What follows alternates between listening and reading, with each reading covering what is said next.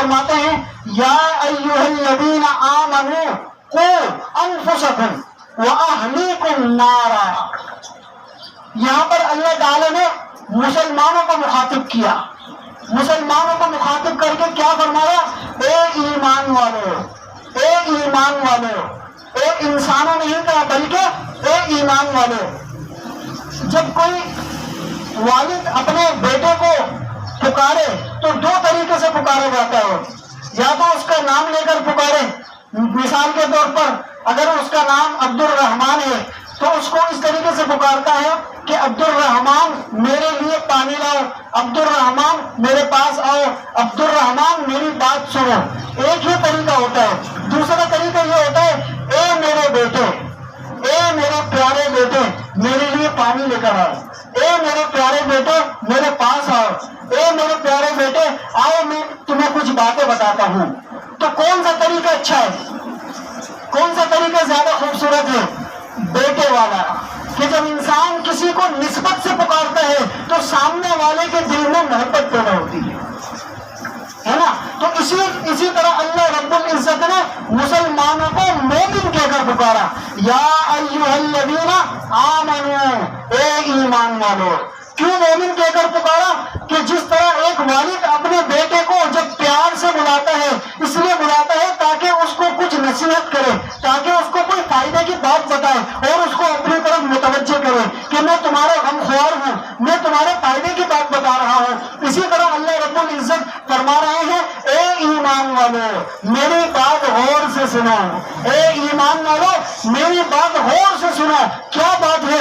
قوا انفسکم، قوا انفسکم، بچاؤ اپنی جانوں کو، بچاؤ اپنے آپ کو. انفسکم واہلیکم، اور اپنے آپ کو بھی بچاؤ، اپنے ماتحت اپنی اولاد کو بھی بچاؤ، اپنے بیوی بچوں کو بھی بچاؤ، اپنے والدین کو بھی بچاؤ. کس چیز سے بچاؤ؟ نار، نار، جہنم کی آگ سے، جہنم کی آگ سے. یا ایھا الذین آمنوا قوا انفسکم واہلیکم نارا، واہلیکم نارا.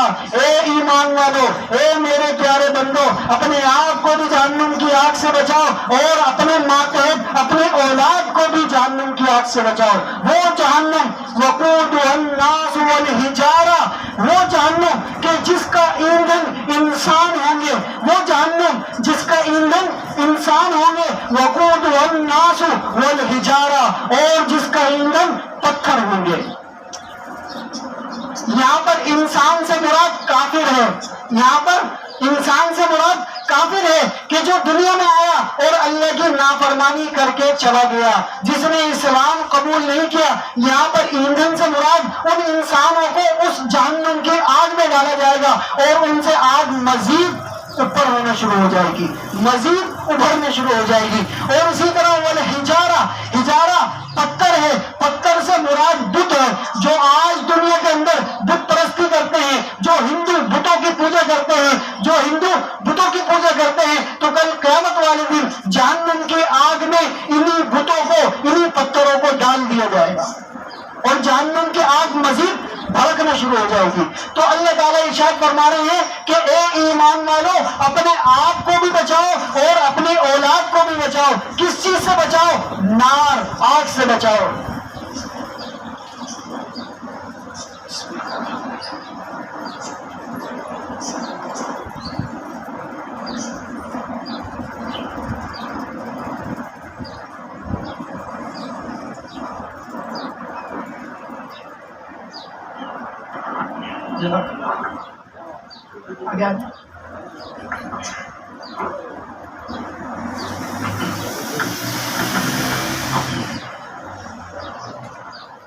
تو میرے عزیزوں وہ جہنم کیسی ہوگی؟ آگے اللہ رب العزت اسی آیت کے اندر ارشاد فرما رہے ہیں علیہا ملائکۃ غلاظ شداد.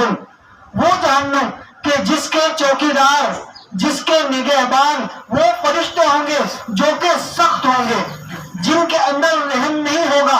علیہا ملائکۃ غلاظ شداد، کہ وہ ایسے سخت ہوں گے کہ جن کے اندر رحم نہیں ہوگا، وہ کسی پر ترس نہیں کھائیں گے.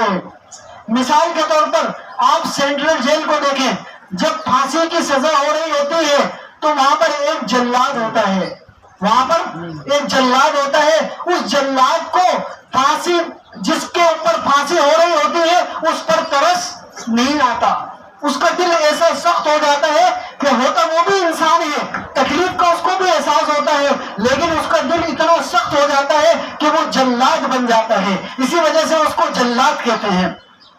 تو جب دنیا کے اندر یہ معاملہ ہے کہ انسان اتنا سخت ہو جاتا ہے اور سامنے والے کو تکلیف میں مبتلا ہو کر اس کو کوئی تکلیف نہیں ہوتی، تو سوچیں وہ جہنم کی رات علیہا ملائکۃ کہ جس کے نگہبان وہ فرشتے ہوں گے، غلاد شداد کہ جو بہت زیادہ سخت ہوں گے، لا یعصون اللہ ما امرہم اور وہ اللہ کے حکم کی نافرمانی نہیں کرتے، وَيَفْعَلُونَ مَا يُؤْمَرُونَ اور وہ کام کرتے ہیں کہ جن کا ان کو کرنے کا حکم دیا جاتا ہے۔ تو اس آیت مبارکہ کے اندر ہم مسلمانوں کے لیے ایک نصیحت ہے، ایک وصیت ہے کہ اے مسلمانوں، اے میرے پیارے بندوں، اے مومنوں، اس چھوٹی سی زندگی میں اپنے آپ کو بھی گناہوں سے بچا لو، اپنی اولاد کو بھی گناہوں سے بچا لو، خود بھی نیک بن جاؤ اور اپنی اولاد کو بھی نیک بنانے کی فکر کر لو۔